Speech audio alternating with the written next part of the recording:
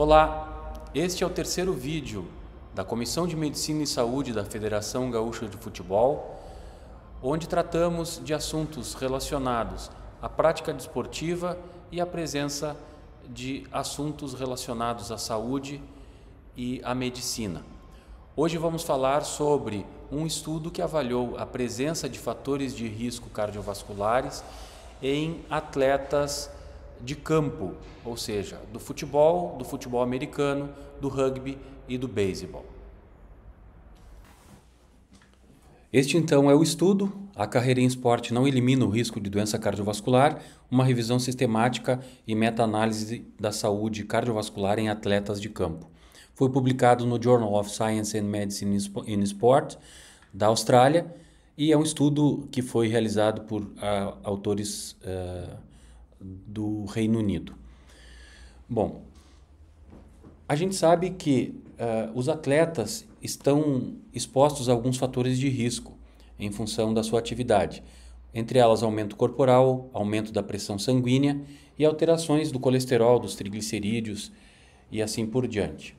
Se sabe que o futebol americano é um esporte onde o tamanho corporal é importante, isso acarreta um aumento desses fatores de risco, muito provavelmente, e há um consenso de implicações cardiovasculares para atletas de elite com índice de massa acima de 30, além da presença nesses atletas de remodelamento e alterações cardiológicas em função do esforço extenuante. E o objetivo desse estudo, que foi uma meta-análise que reuniu 41 outros estudos, foi avaliar a prevalência desses fatores de risco cardiovasculares, a diferença nesta prevalência e na severidade dos fatores de risco, de acordo com a raça e com a posição que os atletas atuam em campo. E foram usados os fatores de risco conhecidos, bem determinados, com critérios da Sociedade Europeia de Cardiologia e da Associação Americana do Coração.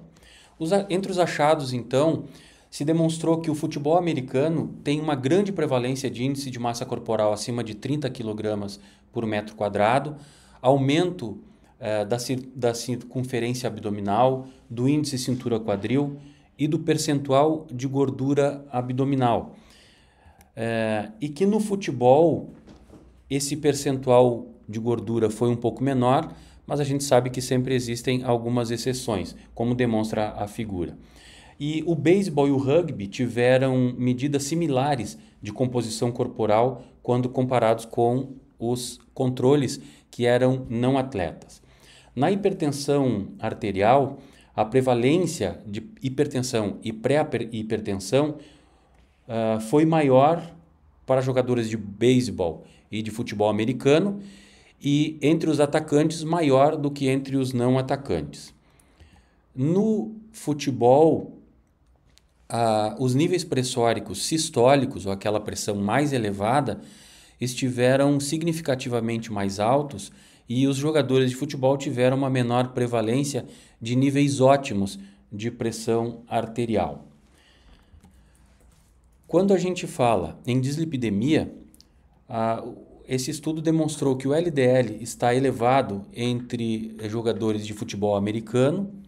No rugby e no futebol, a média do LDL foi mais baixa e a massa corporal dos atletas teve relação inversa com HDL e direta com colesterol total, LDL e triglicerídeos. Ou seja, o colesterol bom esteve mais elevado quando a massa corporal era menor e o colesterol total, LDL e triglicerídeos estava mais baixo entre atletas com menor massa corporal. Então, vários fatores de risco estão aumentados entre os atletas de futebol americano, com prevalência reduzida nos outros esportes que foram avaliados por esse estudo. A grande massa corporal acarreta aumento desses fatores de risco e a pesquisa demonstrou conflito entre os benefícios cardioprotetores do esporte quando o índice de massa corporal dos atletas está elevado. Ou seja, o exercício é benéfico, mas não elimina o risco. Além disso, no futebol americano, os atletas precisam ser grandes, ter grandes massas corporais. Para isso, se submetem a dietas hipercalóricas que levam também ao aumento da gordura visceral e doença metabólica, que acabam causando doenças cardiovasculares.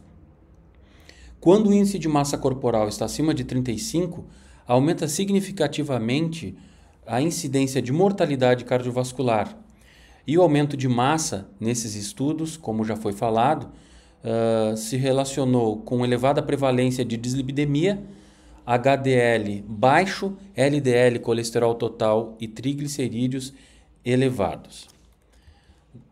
Desta forma, o estudo concluiu então que níveis de risco estão presentes em atletas ativos, especialmente no futebol americano.